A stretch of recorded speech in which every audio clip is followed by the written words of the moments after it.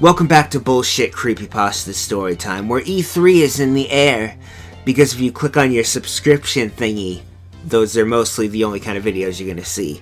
Except right here, because I didn't make an E3 video. But I do have this story of questionable quality to share with everyone, so I thought that was about the same thing. And so, today we're going to delve into the mystery, horror-filled realm of Super Mario Sunshine. What an incredibly unique and spooky title for your story. My friend and I were thinking of some of the games we used to play as kids, usually the fun adventure type games on Gamecube and PlayStation 2, the only two consoles in existence. We talked about many games, and in fact, one filled us with such nostalgia and water, we just had to go on the hunt for it. That game was Super Mario Sunshine, that PlayStation 2 adventure game classic. Not as classic as the ones before that one, what with their lack of water, but it just brought back so many memories for my friend and I. What memories you're beginning to wonder about at home? Shh, the author said, cause we went to our local game shops hoping to find a copy. Most of them we found to be sold out because it's 2016 and they don't sell GameCube games anymore. So, we got desperate. They became complete rebels, not only looking in game stores, but also yard sales, music stores, which is the equivalent of looking for video games in the grocery section. We went to Walmart, who of course didn't have it, but someone did break all the control sticks in the video game electronics section. Luckily though, a young man about the age of me and my friend had a copy he let us have. Where did this man come from and who is he, I wonder? Story doesn't say, unfortunately, but we made our minds to keep it at my house, and my bud came over and have me and him play it most of the day, what with its robust two-player features. I noticed, though, that on the cover, Mario had a blank expression, not like the original, where he just looked kinda pissed for being made the island's janitor. Point is, he wasn't grinning. Granted, he's not grinning on the actual cover for the game either. Also, his mustache looked somewhat like it was about to fall off, which is not how mustaches work. I asked him about it, author deciding to jump back in time for a little bit here to talk with the weird vendor for a bit, but I asked, and he had a questioning look on his face, like, "What are you talking about?" Alright, I also noticed that there was no Nintendo license on the back or front, so I just ignored the spooky details and paid him the cash.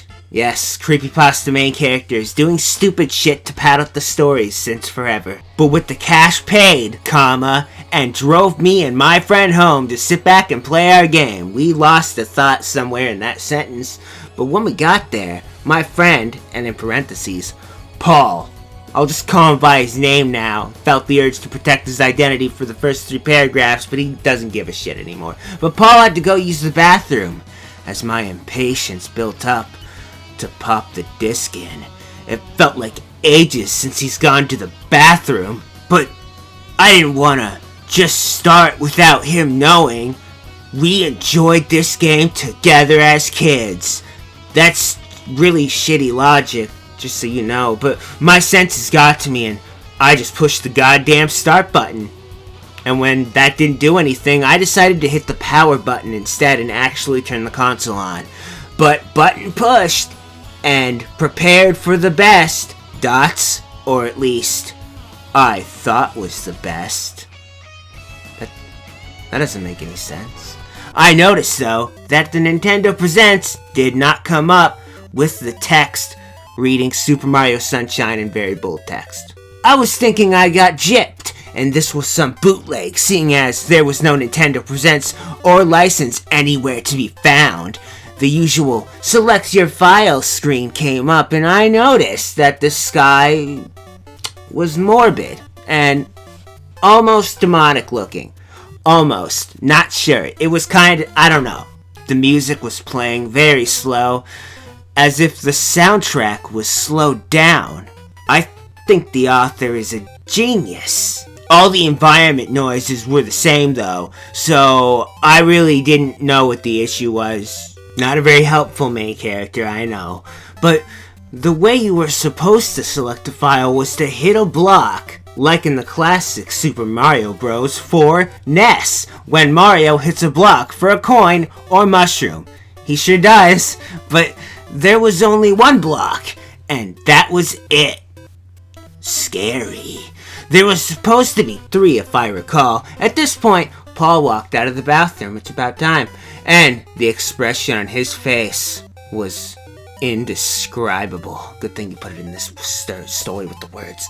I saw his pupils reach pure dark nothing. Clearly, he didn't wash his hands when he finished. He sat down and said, "What the hell did you do?" I explained to him. All I did was turn it on with that start button thing and waited for him. And that was basically it. He said, "Well, it must be some glitch, 'cause I'm dumb too." I agreed and selected my file. There was no cutscene of Mario, the princess, and the toads, in parentheses, the mushroom guys, the world's most ineffectual defense force, on the plane going to Delfino Island. We were both confused about this situation and wondered what in the fuck was going on at this point.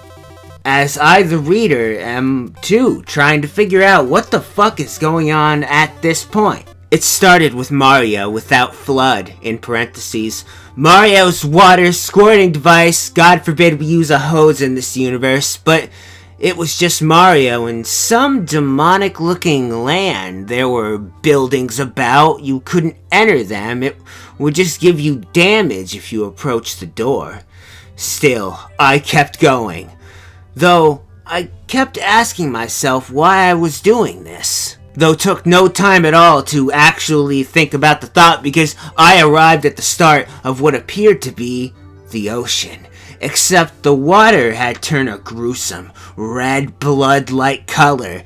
It looked like it was beyond the GameCube's graphic capabilities.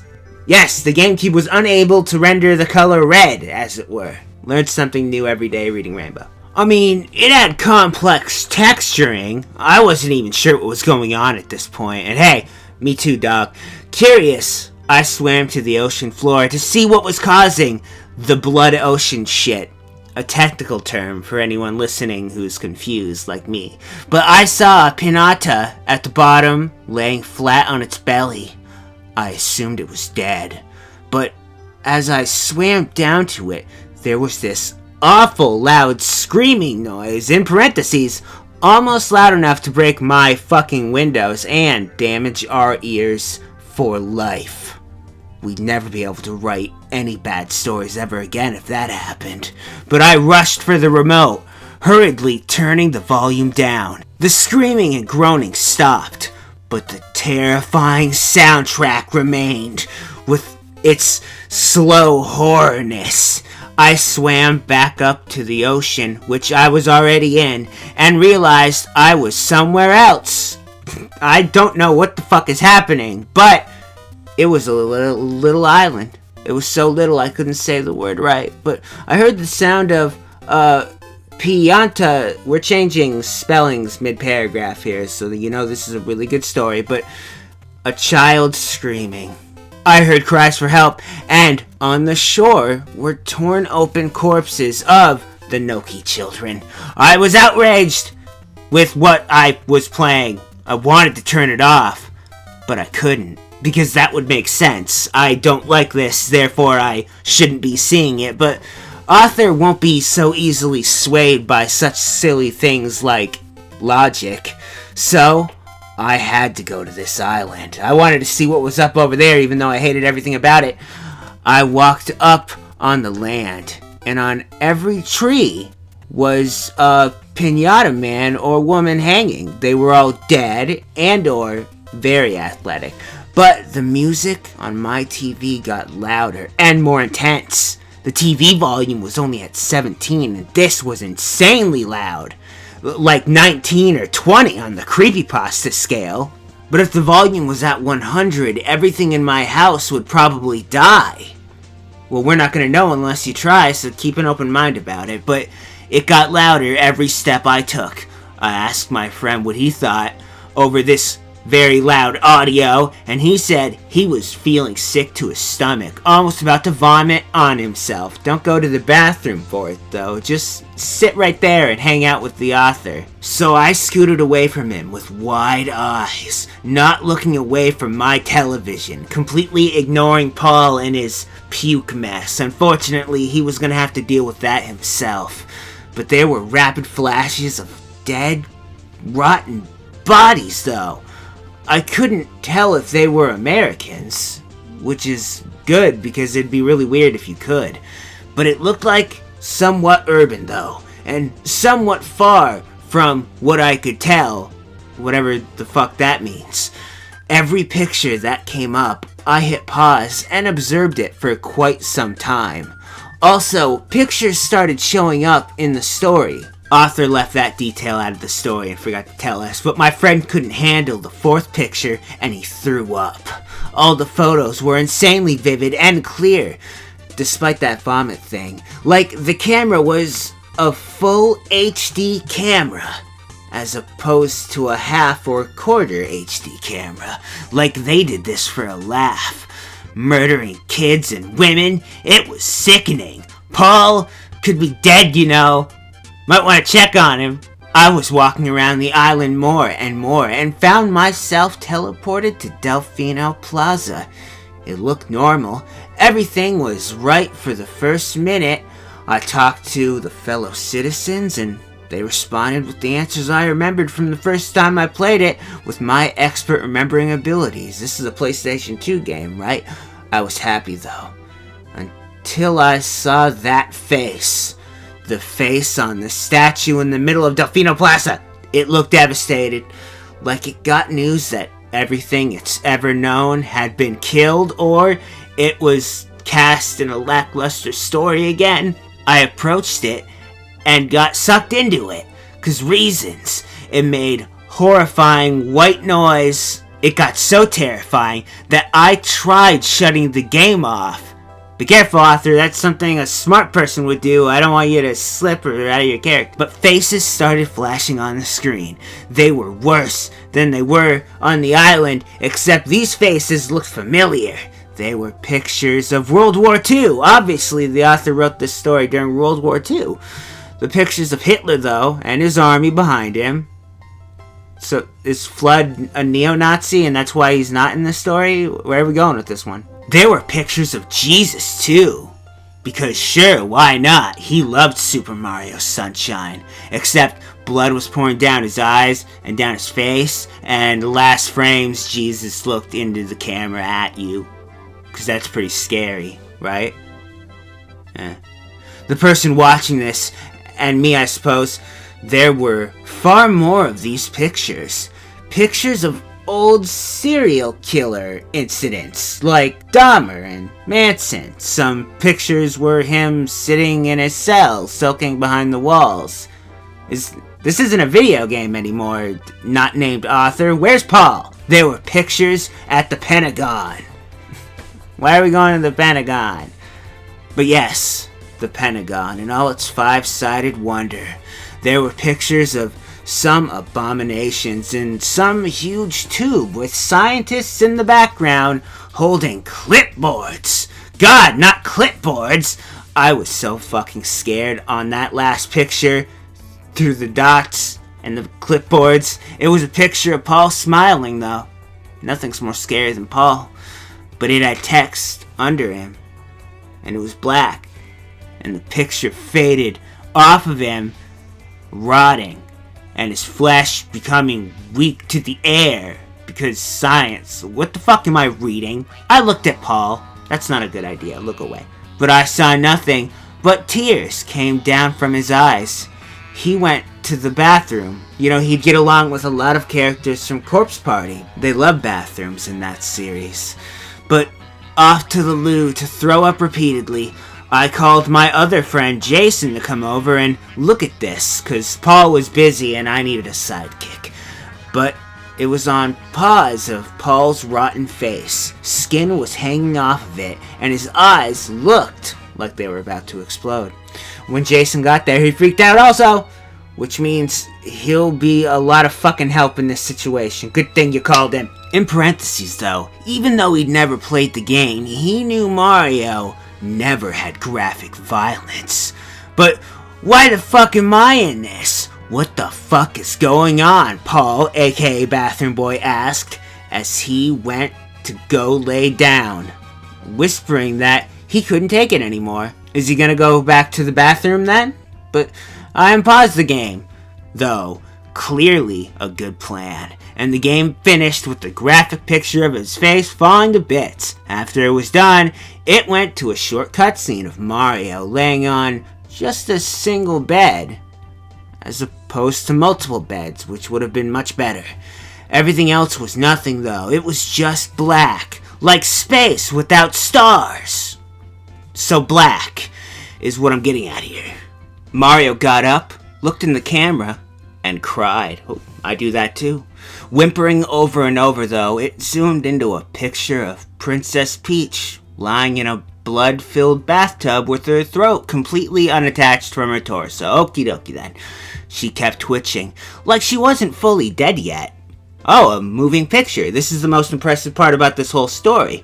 But Mario's cry got louder, and it all ended with Mario saying, "Goodbye," and the game immediately shut off, Mario going right for that start button. Our eyes were side. Our hearts were beating fast. I was so scared, I had nightmares for days, thinking of poor Princess Fictional Peach, helpless to get out of that situation. Of whatever situation she was in. Generally speaking, bathtubs don't decapitate people. And Mario's sulks were imprinted into my head forever. Never will I buy a game from an unlicensed brand or some dude ever again. Although the Nintendo Incorporated text was at the bottom right of the screen and it flashed really fast as the pictures were moving on, and then the story just kind of ends without clarifying that last pointish thing, thus ending our nonsensical tale. Why was Hitler in here? I don't fucking know. But the point is, the story is over and I don't have to read it anymore. And you shouldn't either, although the link is going to be in the description like it always is. But this has been Bullshit Creepypasta Storytime. I'm running away. Hey everyone, Yuri of Wind here, and welcome back to End Slate, where you just watched a Bullshit Creepypasta Storytime on Super Mario Sunshine, a story that wasn't very good. And with that out of the way, we can get on to end slating things. And we have much end slating business to attend to today, so let's get right into it. First things first, the last video I did on this channel that I may recommend as something you might want to click on if you want to click on something was a Gamey Mysteries on a canceled game for the Game Boy Advance called Diddy Kong Pilot, which turned into Banjo Pilot, which is worse than Diddy Kong Pilot. So there's that. And then there's going to be 2 other videos, which I haven't decided on yet, but there'll be videos that are clickable. Down at the bottom of the screen, you can see social media, such as the social media of Nico, who does the art for this channel, and my social media, which I post updates on those when I use them. So there's that. And then also, this new edition is, I made a Patreon, which I mentioned last month. And thanks to that, I was actually able to pick up a new capture device, which I can't use until I get an HDMI splitter, because there's some weird encryption problem with the PS4, or I guess it's not a problem so much as Sony doesn't want you recording stuff. But, thank you so much for helping me. I don't know why anyone would want to do that. But, as a reward, I have people I'd like to thank here in Endslate Land. So buckle your seats, because I'm probably going to mispronounce at least one of these names wrong. So I'm sorry. So thank you very much, Natilio Maldano, a guy named Ben, Abdul Karim Torres, Darth Penguin, Nikki Batelli, Matt Jonas, Boltron, sounds like a Transformer, Chase Holtist, which I'm hoping is Chase from Kamen Rider Drive, Joseph Constantine, Skyward Keyblade, I like that game, Nolan. It doesn't say North after that, but I'm gonna imagine it does. Christoph Perrin, Christina Coleman, Alex Meir, Doc Dressen, Andrew Orana. I'm named Andrew also. Aaron Brewington. David Frizy. Oh man, I'm sorry, I fucked that one up. Fernando Silva. Rodrigo. But we're not done yet, because thank you, beautiful Yoshi. Kelly Bain. Hey, I know you. Hi. Eric Camacho, I think, is probably not wrong. Maybe. Jonathan Cleos. Shea Montgomery. Tyler Barden. RP's Spies. Nemesis. Ooh, Resident Evil 3. Ooh. Joseph Hitzki. This is getting hard. Ryan Cole. Hannah Nazumi. Erlen Mattis Rees. John. That works. Jacob Epler. Sally. Ben Dernich. I'm really sorry, Ben. Hannah Krause. I wanted to say Krauser, I'm sorry. River. Zachary Hacker. Watch out for him. He's got Hacker in his name. Joel Guzman. Douglas Pierre, maybe? Dark Video Gamer. Chris Wilson. And C. Cloud Montclaro. Mispronouncing things, I'm sorry. If I mispronounced any of your names, I'm deeply sorry. Feel free to yell at me on Patreon. And I'll try and say it right next time. But hey, this has been Endslate. Thank you for watching. I'm gonna go now. I hope you enjoyed the video though. I'm gonna go. Thanks again. I love you.